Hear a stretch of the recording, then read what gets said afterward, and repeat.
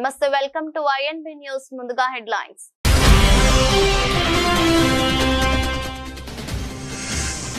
మధ్యవర్తిత్వాన్ని భారత్ ఎన్నికకి అంగీకరించింది. ట్రంప్ తో Modi.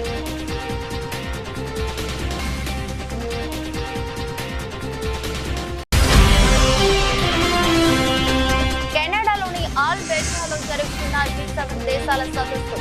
Deep fake పై ఆందోళన వ్యక్తం చేసిన ప్రధాని మోదీ.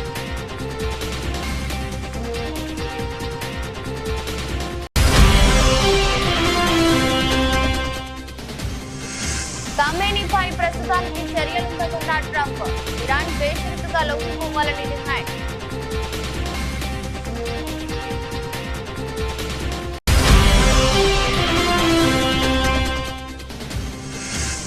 సెటిల్మెంట్లకు అడ్డంగా పోలీస్ స్టేషన్లు. కాంగ్రెస్ ప్రభుత్వంపై కేటీఆర్ ఫైర్.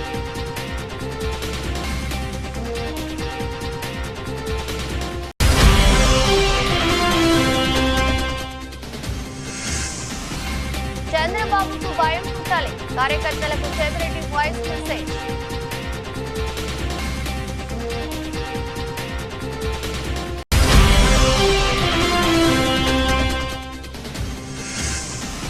ఢిల్లీకి పయనమవుతున్న రేవంత్ రెడ్డి. 2 రోజుల పాటు ఢిల్లీలో బిజీగా గడపనున్న సీఎం.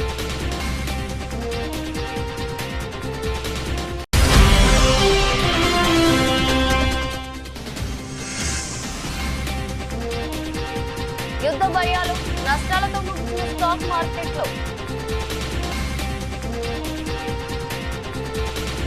ఇటీవలే భారత్ పాక్ మధ్య ఉద్రిక్తతలను తానే ఆపానని, 2 దేశాల మధ్య జరిగిన కాల్పుల విరమణ ఒప్పందం తన ఘనతే అని అమెరికా అధ్యక్షుడు డొనాల్డ్ ట్రంప్ పదే చెప్పుకుంటున్న విషయం తెలిసిందే. ట్రంప్ ప్రకటనపై ప్రతిపక్షాలు తీవ్ర అభ్యంతరం వ్యక్తం చేస్తున్నాయి. ట్రంప్ ప్రకటనపై మోదీ మౌనం వీడాలని, ఆయన వ్యాఖ్యలపై స్పష్టతనివ్వాలంటూ డిమాండ్ చేస్తున్నాయి. ఈ నేపథ్యంలో పాక్ తో కాల్పుల విరమణ ఒప్పందంలో అమెరికా పాత్రపై ప్రధాని తొలిసారి స్పందించారు. మధ్యవర్తిత్వాన్ని భారత్ ఎన్నటికీ అంగీకరించదని స్పష్టం చేశారు. ప్రధానమంత్రి నరేంద్ర మోదీ ప్రస్తుతం కెనడా పర్యటనలో ఉన్న విషయం తెలిసిందే. G7 దేశాల శిఖరాగ్ర సదస్సు కోసం అక్కడికి వెళ్లారు. ఈ సందర్భంగా సదస్సులో అమెరికా అధ్యక్షుడు డొనాల్డ్ ట్రంప్ తో మోదీ సమావేశం కావాల్సింది. అయితే ఇజ్రాయెల్, ఇరాన్ మధ్య నెలకొన్న ఉద్రిక్తతల నేపథ్యంలో ఉన్న పలంగా ట్రంప్ కెనడా నుంచి అమెరికా వెళ్లిపోయారు. దీంతో ప్రధాని మోదీ ట్రంప్ తో ఫోన్ లో మాట్లాడారు. భారత్ పాక్ మధ్య ఒప్పందం విషయంలో అమెరికా ప్రమేయం లేదని ట్రంప్ తో ప్రధాని తేల్చి చెప్పారు. ఈ విషయాన్ని కేంద్ర విదేశాంగ శాఖ కార్యదర్శి విక్రమ్ మిశ్రీ వెల్లడించారు. దాదాపు 35 నిమిషాల పాటు ఇద్దరు ఫోన్ లో సంభాషించినట్లు చెప్పారు. ఈ సందర్భంగా ఆపరేషన్ సింధూర్ వివరాలను ట్రంప్ కు మోదీ వివరించినట్లు తెలిపారు. 2 దేశాల మధ్య కాల్పుల విరమణ ఒప్పందానికి మిలిటరీ స్థాయి చర్చలు జరిగాయన్నారు. ఇతరుల మధ్యవర్తిత్వాన్ని భారత్ ఎన్నటికీ అంగీకరించబోదనే విషయాన్ని అమెరికా అధ్యక్షుడికి మోదీ స్పష్టంగా చెప్పినట్లు మిశ్రీ వివరించారు. డీప్ ఫేక్ ఆర్టిఫిషియల్ ఇంటెలిజెన్స్ పై ప్రధాని మోదీ ఆందోళన వ్యక్తం చేశారు. ఏఐ జనరేట్ కంటెంట్ పై వాటర్ మార్కింగ్ లేదా క్లియర్ డిక్లరేషన్ ఉండాలని ఆయన అభిప్రాయపడ్డారు. కెనడాలోని ఆల్బెర్టాలో జరుగుతున్న G7 దేశాల సదస్సులో ఆయన మాట్లాడారు. ఈ సందర్భంగా ఆయన డీప్ ఫేక్ కాంటెంట్ పై ఆందోళన వ్యక్తం చేశారు. ఏఐ ఆధారిత సమస్యలను తగ్గించాలని ఆయన సూచించారు. ఆర్టిఫిషియల్ ఇంటెలిజెన్స్ ఇన్నోవేషన్ విషయంలో తలెత్తుతున్న సమస్యలను పరిష్కరించేందుకు గ్లోబల్ గవర్నెన్స్ అవసరమని ప్రధాని మోదీ వెల్లడించారు. ప్రస్తుతం ఏఐ యుగం నడుస్తుందని, టెక్నాలజీతో అవసరమైన వ్యవస్థను సురక్షితంగా ఉంచాల్సిన అవసరం ఉందన్నారు.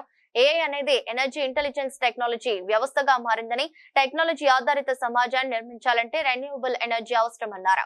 సరసమైన, నమ్మదగిన, స్థిరమైన వ్యవస్థలను తీర్చిదిద్దడమే భారతదేశ ప్రాముఖ్యతని మోదీ పేర్కొన్నారు. టెక్నాలజీ వల్ల ప్రజలకు లబ్ధి జరిగితేనే అప్పుడు దాన్ని విలువైనదిగా భావిస్తామని, ఇలాంటి అంశాల్లో ఏ దేశాన్ని కూడా వెనక్కి నెట్టాల్సిన అవసరం లేదన్నారు. భారత్ తన టెక్నాలజీని ప్రజాస్వామ్య పరం చేసిందని, దాంతో ఆర్థిక వ్యవస్థను బలోపేతం చేసిందని, డిజిటల్ పబ్లిక్ ఇన్ఫ్రాస్ట్రక్చర్ ద్వారా సాధారణ ప్రజల్ని బలోపేతం చేసినట్లు చెప్పారు. సమగ్రమైన, సామర్థ్యవంతమైన, బాధ్యతాయుతమైన ఏఐ అవసరమని పేర్కొన్నారు.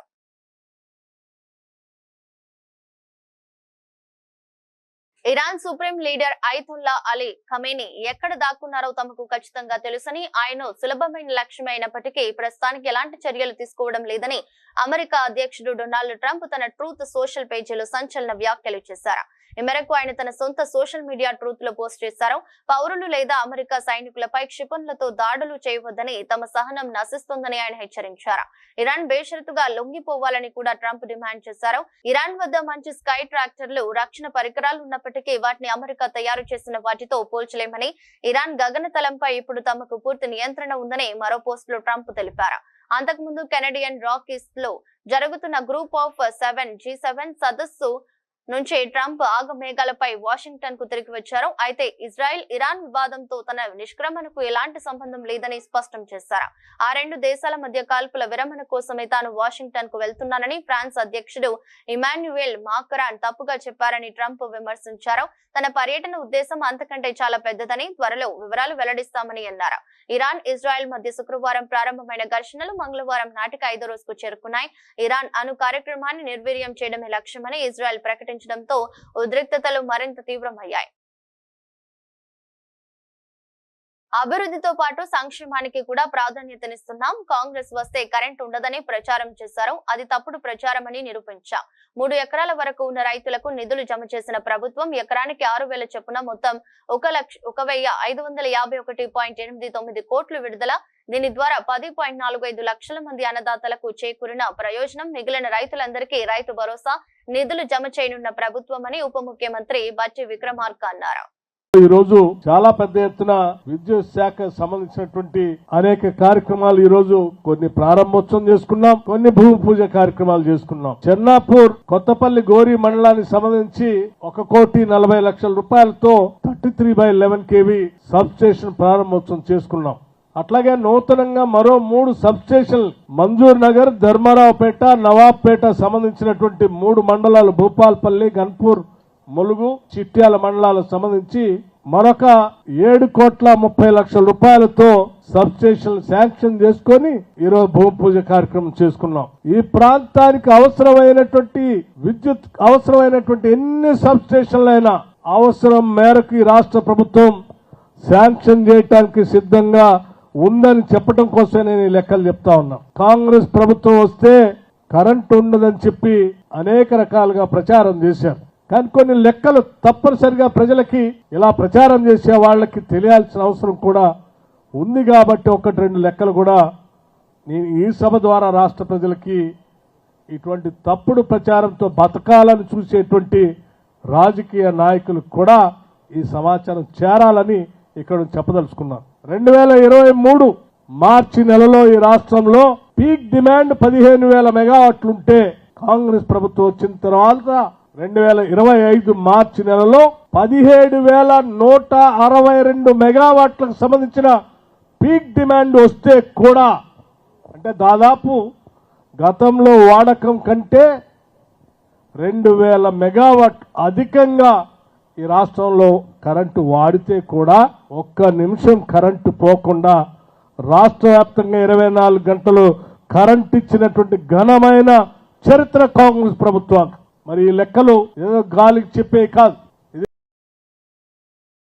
అంతరాయం లేని విద్యుత్ అందిస్తాం, ఇది కాంగ్రెస్ ప్రభుత్వ అంకిత భావం. రేవంత్ సర్కార్ కృషి బీఆర్ఎస్ కు మింగుడు పడడం లేదు. అప్పుడు అధికార దుర్వినియోగం, ఇప్పుడు కేసుల వణుకు. 9 రోజుల్లో 9,000 కోట్లు, 3.70 లక్షల మందికి రైతు భరోసా సొమ్ములు జమ చేశామని ఐటీ పరిశ్రమల శాఖ మంత్రి దుద్దిల్ల శ్రీధర్ బాబు అన్నారు. ఈరోజు చెన్నాపూర్ లో దాదాపు 1,40,00,000 రూపాయలతో మీ ఎమ్మెల్యే గారి చేతుల మీదుగా ప్రారంభోత్సవం చేసుకొని, మరి డిప్యూటీ చీఫ్ మినిస్టర్ గారి చేతుల మీదుగా ఈ రోజు మనం అందరం కూడా దాన్ని విద్యుత్తునిచ్చే కార్యక్రమం చేశాం. కొత్తగా ఇక్కడ విద్యుత్ ఉప కేంద్రాలు కావాలని సంవత్సర కాలం నుంచి మీ ఎమ్మెల్యే గారు గండ్ర సత్యనారాయణ గారు మంజూర్ నగరే గాని, ధర్మారావుపేట గాని, నవాబ్పేటకు సంబంధించి కొత్త విద్యుత్ ఉప కేంద్రాలు కావాలని అనేక సందర్భాల్లో మాతో పాటు ఇప్పుడు విద్యుత్ శాఖ మంత్రి ఉప ముఖ్యమంత్రిగా ఉన్న బట్టి విక్రమార్క గారికి అనేక సందర్భాల్లో చెప్పడం జరిగింది. వాటన్నిటిని కూడా దృష్టిలో పెట్టుకొని మరి ప్రధానంగా విద్యుత్తుకు అంతరాయం కలగొద్దు. ఎప్పుడైనా లోడు పెరిగినప్పుడు ఆ లోడుకు సంబంధించి అక్కడ ఉప కేంద్రం మెరుగ్గా ఉంటే వినియోగదారులకు ఇబ్బంది లేకుండా ఉంటదని ఆలోచన చేసి ఈ 3 విద్యుత్ కేంద్రాలను కూడా ఈ రోజు ఇప్పుడే ఇక్కడే శంకుస్థాపన చేసుకున్నాం. దాని పరంగా దాదాపు 8 కోట్ల రూపాయలతో ఈ రోజు ఈ నూతన 33/11 విద్యుత్ ఉప కేంద్రాల శంకుస్థాపన కూడా చేయడం జరిగింది. మనం ఈ రోజు వినియోగదారులకి వారికి సంబంధించిన అవసరాలను దృష్టిలో పెట్టుకొని ఆ రోజు మేము కాంగ్రెస్ పార్టీకి సంబంధించిన మా కార్యకర్త, నాయకుడు, సోదరుడు ఇంటింటికి వెళ్లి మీరు ఒక్కసారి అవకాశం ఇవ్వండి, కాంగ్రెస్ పార్టీకి రాష్ట్రం వచ్చిన తర్వాత ఒక్కసారి మరి మాకు అవకాశం ఇవ్వమని కోరితే ప్రతిపక్షాలకు సంబంధించి ఏమన్నారు? కాంగ్రెస్ వస్తే కరెంట్ ఉండదు చూడు అన్నారు. ఇప్పుడు సంవత్సర కాలం నుంచి ఈ రోజు విద్యుత్తుకు అంతరాయం కలగకుండా నిరంతరం 24 గంటలు ఇచ్చిన కరెంట్ ఇచ్చిన ఘనత కాంగ్రెస్ పార్టీకి సంబంధించిన మా ప్రభుత్వానిది, మా మిత్రులది. దానికి తోడు ఏం చేసినాం? 6 గ్యారంటీలో భాగంగా 200 యూనిట్లు ఇస్తామని చెప్పినాం. ఈ రోజు ఈ జిల్లాకు సంబంధించి నేను మాట్లాడుతా ఉన్నా. మొత్తం రాష్ట్ర స్థాయిలోనే 50 లక్షల పై చిలుకు మందికి 200 యూనిట్ల ఉచిత కరెంట్ ఇస్తే ఈ రోజు మన చిన్న భూపాల్పల్లి జిల్లాలో 40 కాంగ్రెస్ హయాంలో పోలీస్ స్టేషన్లు సెటిల్మెంట్లకు అడ్డాగా మారాయి. తన భూమిని కాంగ్రెస్ నేత కబ్జా చేశాడని ఫిర్యాదు చేస్తే ఉల్టా బీఆర్ఎస్ పార్టీ నేత మాజీ ఎంపీటీసీ కుంటయ్య పైన కేసు బనాయించి వేధించడంతో ఆయన ఆత్మహత్య చేసుకున్నారు. సివిల్ మ్యాటర్లో దూరే పోలీసులు సెటిల్మెంట్లు అరాచకాలు చేయడం సమాజానికి ఎంత మాత్రం మంచిది కాదని బీఆర్ఎస్ వర్కింగ్ ప్రెసిడెంట్ కేటీఆర్ మండిపడ్డారు. ఆ తర్వాత మీడియాతో మాట్లాడిన కేటీఆర్ కాంగ్రెస్ నాయకులు ఏం చెప్తే అది చేయడాన్ని డ్యూటీగా భావించి పోలీసులు విచ్చలవిడిగా ప్రవర్తిస్తున్నారని మండిపడ్డారు. కుంటయ్య చావుకు కారణమైన పోలీసులపై చర్యలు తీసుకునే వరకు న్యాయ పోరాటం చేస్తామని హెచ్చరించారు. ఎవరిని వదిలిపెట్టమన్నారు. తాము అధికారంలో ఉన్న 10 ఏళ్ల కాలంలో బీఆర్ఎస్ నేతలు ఎవరు కూడా ఇంత చిల్లర లెక్కి పనులు చేయలేదన్నారు. మొన్న ఏసీపీ విచారణ జరుగుతున్నప్పుడు తన కోసం హైదరాబాద్ దాకా వచ్చి ధైర్యం చెప్పిన కుంటయ్య అదే రోజు రాత్రి ఆత్మహత్య చేసుకున్న విషయం తెలిసి మనసు కక్క వికలమైందన్నారు. కేటీఆర్ రాజకీయ నాయకులంటే అందరూ ఏదేదో ఊహించుకుంటారన్న కేటీఆర్ బయటికి గంభీరంగా కనపడ్డా లోపల దుఃఖాన్ని దాచుకుని ఓవైపు ప్రజల కోసం పనిచేస్తూ మరోవైపు కుటుంబాన్ని కాపాడుకునే క్రమంలో తీవ్ర ఒత్తిడికి గురవుతారన్నారు.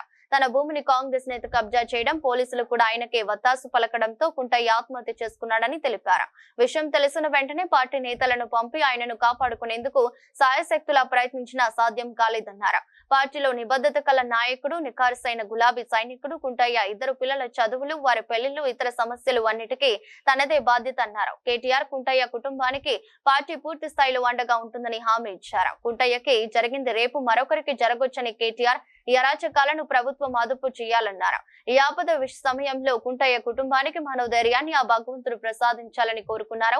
పెద్ద కర్మ జరిగేదాకా పార్టీ జిల్లా నాయకత్వమే అన్ని పనులు దగ్గరుండి చూసుకుంటుందన్నారు.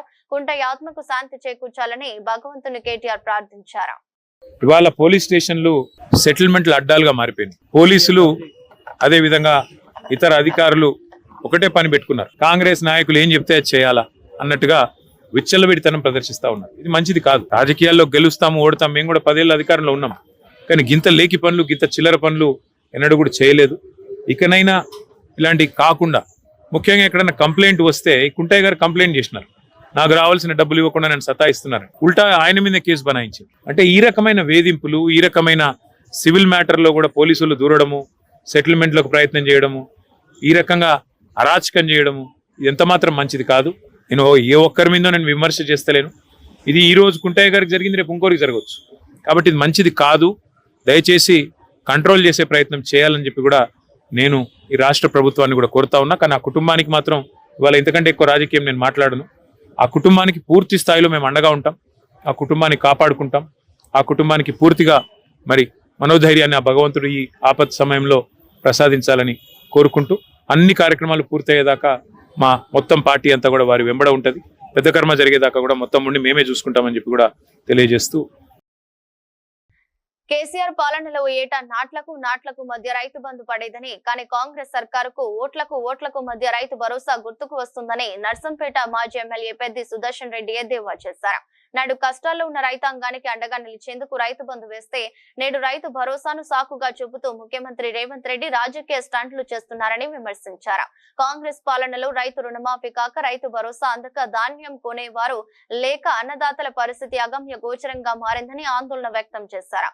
మంగళవారం ఆయన తెలంగాణ భవన్ లో మీడియాతో మాట్లాడుతూ స్థానిక సంస్థల ఎన్నికల కోసమే సీఎం రేవంత్ రెడ్డి రైతు భరోసా పేరిట సరికొత్త నాటకానికి తెరతీశారని విమర్శించారు. బజారు భాష మాట్లాడుతూ తెలంగాణ పరువు తీస్తున్నారని మండిపడ్డారు.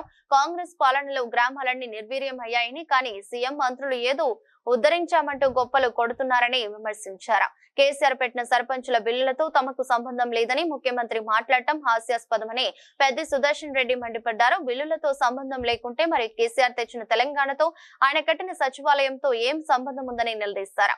ఈ ఏడు ధాన్యం కొనేవారు లేకపోవడంతో రైతులు అరిగోస పడ్డారని, వానాకాలం మొదలైన కళ్ళాల్లో ధాన్యం పెట్టి కాంటాల కోసం ఎదురు చూస్తున్నారని ఆవేదన వ్యక్తం చేశారు. నిన్న రైతు వేదికలు పనికే రావని చెప్పిళ్ళు, కానీ నిన్న రైతు వేదికల్లో నిన్న కార్యక్రమం నిర్వహించిళ్ళు. అంటే వారు మాట్లాడినటువంటి మాటకి జరిగేటువంటి పనికి ఏమాత్రం పొంతన లేదు. ముఖ్యంగా మిత్రులారా, మీ ద్వారా మేము డిమాండ్ చేస్తూ ఉన్నాం. ఖచ్చితంగా 25,000 రూపాయలు ప్రతి ఎకరాకు బాకీ ఉన్నాడు రేవంత్ రెడ్డి.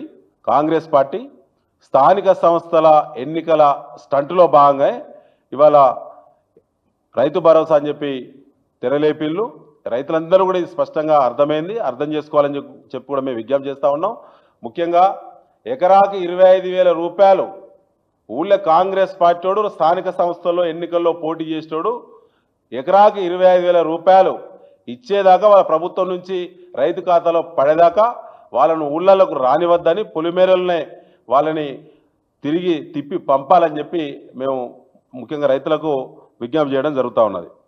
ఇటీవల కాలంలో మా నాయకుల మీద, కేసీఆర్ గారి మీద, కేటీఆర్ గారి మీద, హరీష్ రావు గారి మీద రేవంత్ రెడ్డి యొక్క ప్రవర్తన ఎట్లుందంటే ఒక సైకోను మరిపించే విధంగా ఉన్నది.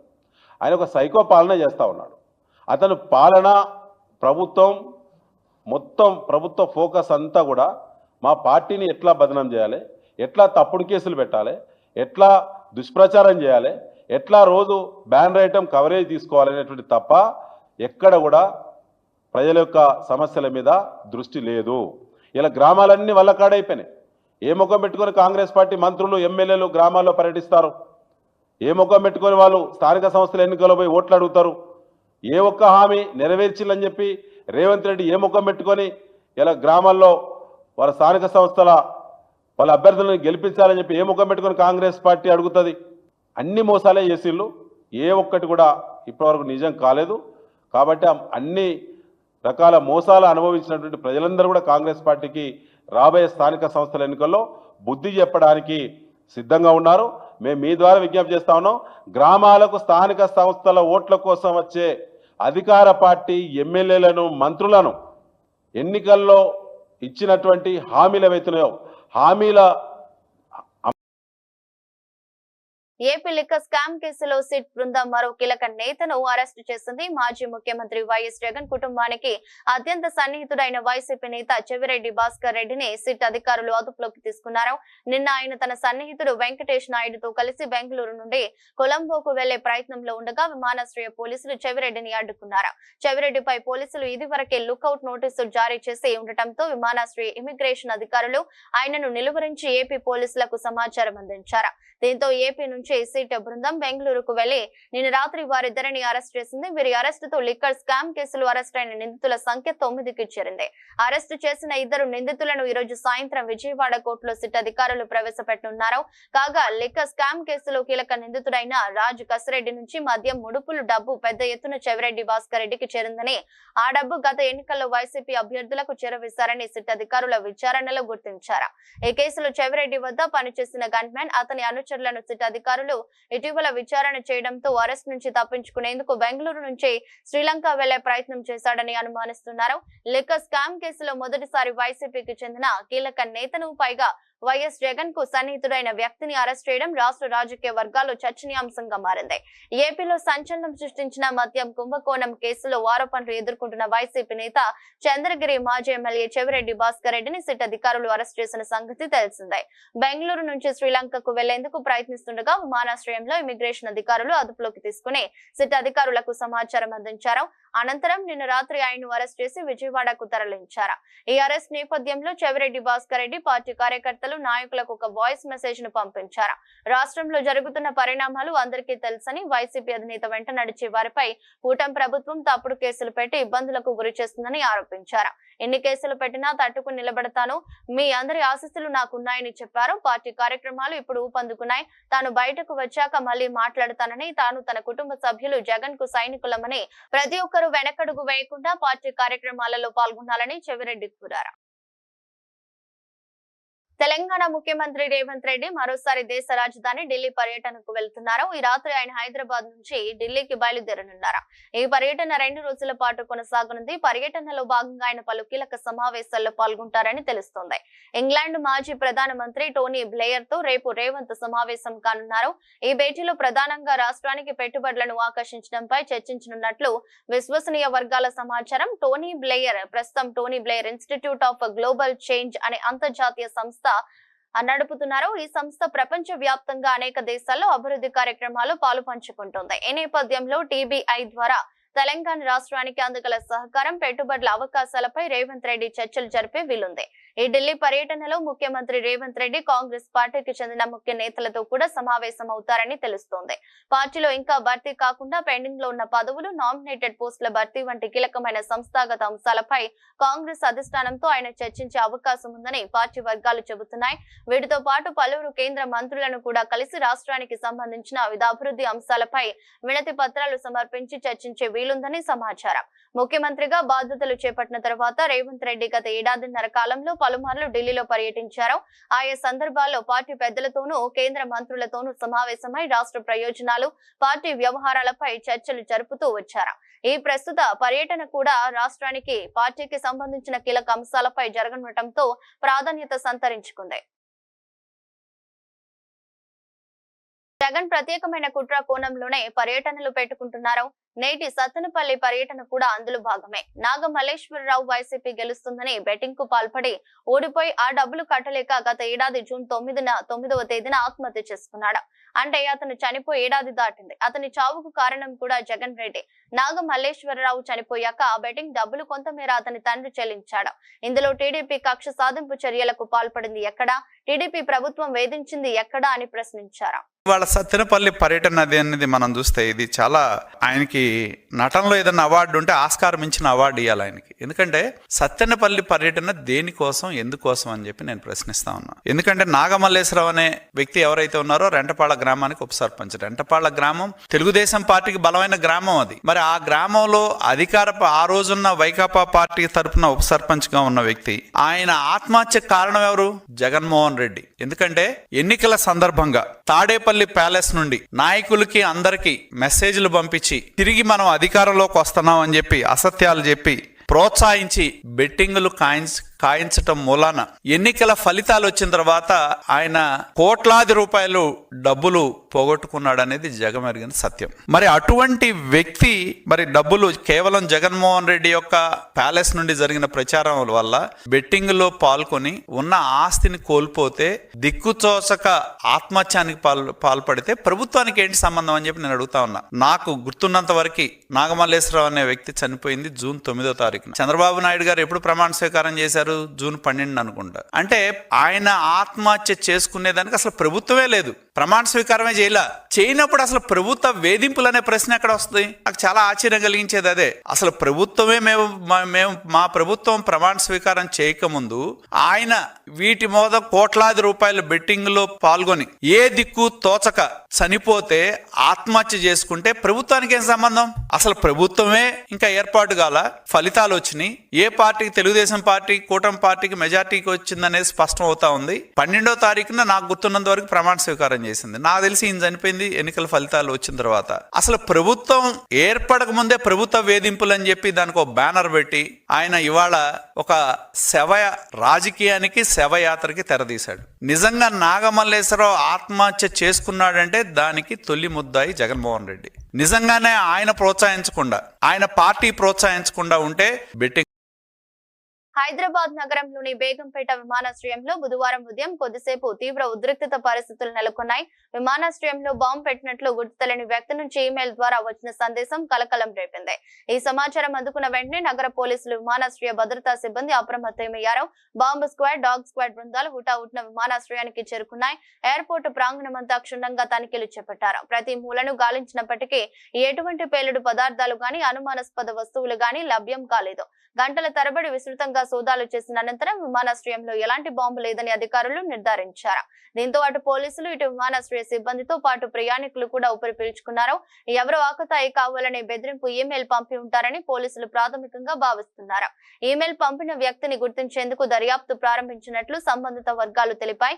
ఈ ఘటనతో విమానాల రాకపోకలకు ఎలాంటి అంతరాయం కలగలేదని సమాచారం. దేశీయ స్టాక్ మార్కెట్లు ఈ రోజు నష్టాలతో ముగిశాయి. అంతర్జాతీయంగా నెలకొన్న ప్రతికూల పరిణామాలు సూచీలపై తీవ్ర ఒత్తిడిని చూపాయి. ముఖ్యంగా ఇజ్రాయెల్, ఇరాన్ మధ్య యుద్ధ మేఘాలు మరింత దట్టంగా కమ్ముకుంటున్నాయన్న సంకేతాలు మదుపరుల సెంటిమెంట్ ను దెబ్బతీశాయి. ఇజ్రాయెల్, ఇరాన్ మధ్య ఉద్రిక్తతలు తారస్థాయికి చేరువచ్చినాయి. బయలు మార్కెట్లను కుదిపేశాయి. టెహ్రాన్ ను తక్షణమే ఖాళీ చేయాల్సిందిగా అమెరికా అధ్యక్షుడు ట్రంప్ తమ పౌరులకు సూచించినట్లు వచ్చిన వార్తలు ఈ ఆందోళనలను మరింత తీవ్రతరం చేశాయి. ఈ పరిణామాల నేపథ్యంలో ఇరు దేశాల మధ్య ఘర్షణ ప్రాంతీయ యుద్ధంగా మారవచ్చన్న ఆందోళనలు విస్తృతంగా వ్యాపించాయి. దీనికి తోడు అంతర్జాతీయ మార్కెట్లో చమురు ధరలు పెరగడం కూడా సూచీల పతనానికి దోహదపడింది. బీఎస్ఈ సెన్సెక్స్ ఉదయం 81,869 పాయింట్ల వద్ద స్వల్ప లాభాలతో ప్రారంభమైనప్పటికీ ఆ సానుకూలత ఎక్కువసేపు నిలవలేదు. కొద్దిసేపటికే నష్టాల్లోకి జారుకున్న సూచీ రోజంతా అదే బాటలో పయనించింది. ఇంట్రాడేలో 81,427 పాయింట్ల కనిష్ట స్థాయిని తాకిన సెన్సెక్స్ చివరికి 212 పాయింట్ల నష్టంతో 81,583 వద్ద స్థిరపడింది.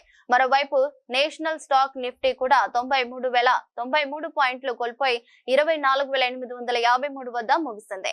డాలర్ తో పోలిస్తే రూపాయి మారకం విలువ 86.24 గా ఉంది.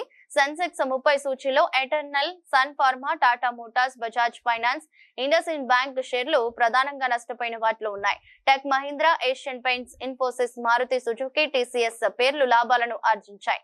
అంతర్జాతీయ మార్కెట్లో బ్రెంట్ క్రూడ్ ఆయిల్ ధర బ్యారెల్ కు $74.28 వద్ద కొనసాగుతుండగా బంగారం ధర ఒక ఔన్సుకు $3,405 వద్ద ట్రేడ్ అవుతుంది. ఆసీస్ విధ్వంసకర ఆల్ రౌండర్ గ్లెన్ మాక్స్వెల్ టీ20 క్రికెట్ లో మరోసారి తన బ్యాటింగ్ పవర్ చూపించాడు. ప్రస్తుతం అమెరికాలో జరుగుతున్న మేజర్ లీగ్ క్రికెట్ 2025 సీజన్ లో వాషింగ్టన్ ఫ్రీడమ్ జట్టుకు ప్రాతినిధ్యం వహిస్తున్న Maxwell Los Angeles Knight Riders తో జరిగిన మ్యాచ్ లో ఆకాశమే హద్దుగా చెలరేగిపోయాడు. ఈ మ్యాచ్ లో అజయ్ శతకం బాది పలు రికార్డులను తన ఖాతాలో వేసుకున్నాడు. ఒక ల్యాండ్ వేదికగా జరిగిన ఈ మ్యాచ్ లో మాక్స్వెల్ భారీ షాట్లతో ప్రత్యర్థి జట్టు బౌలర్లను ఊచకోత కోశాడు. కేవలం 49 బంతుల్లోనే 2 4లు 13 సిక్సర్లతో అజేయంగా 106 పరుగులు బాదాడు. ఈ ఇన్నింగ్స్ లో అతని స్ట్రైక్ రేట్ 216.33 గా నమోదు కావడం విశేషం.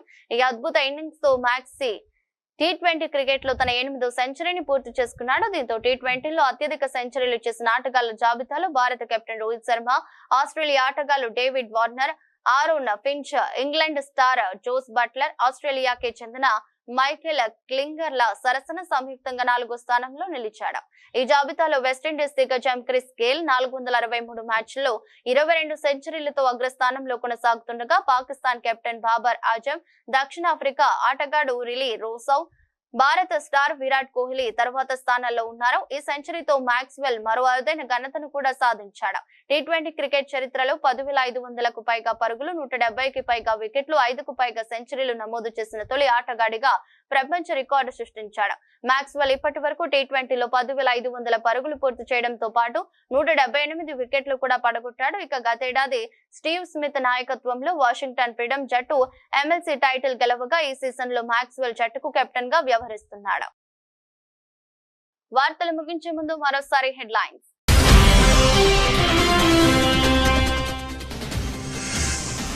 మధ్యవర్తిత్వాన్ని భారత్ ఎన్నిటికీ అంగీకరించింది. ట్రంప్ తో మోదీ.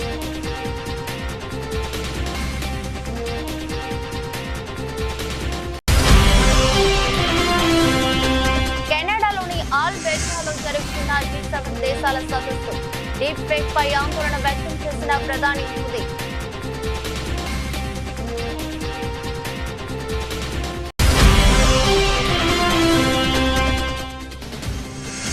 ఖమేనీపై ప్రస్తుతానికి చర్యలుందకున్న ట్రంప్. ఇరాన్ బేషరతుగా లొంగిపోవాలని డిమాండ్.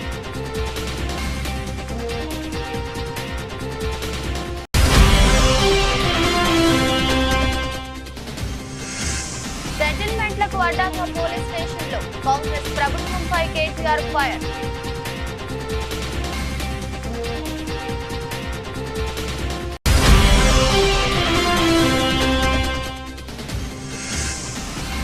చంద్రబాబుకు భయం పుట్టాలి.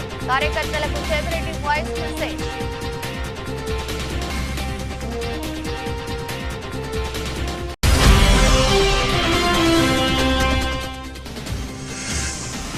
ఢిల్లీకి పయనమవుతున్న రేవంత్ రెడ్డి 2 రోజుల పాటు ఢిల్లీలో బిజీగా గడపనున్న సీఎం.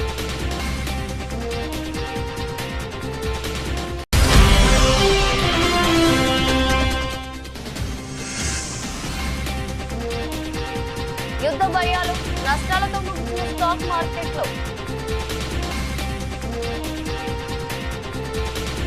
ఇది రోజు బులెటిన్. మరో బులెటిన్ లో మళ్ళీ కలుద్దాం. అంతవరకు సెలవు. నమస్కారం.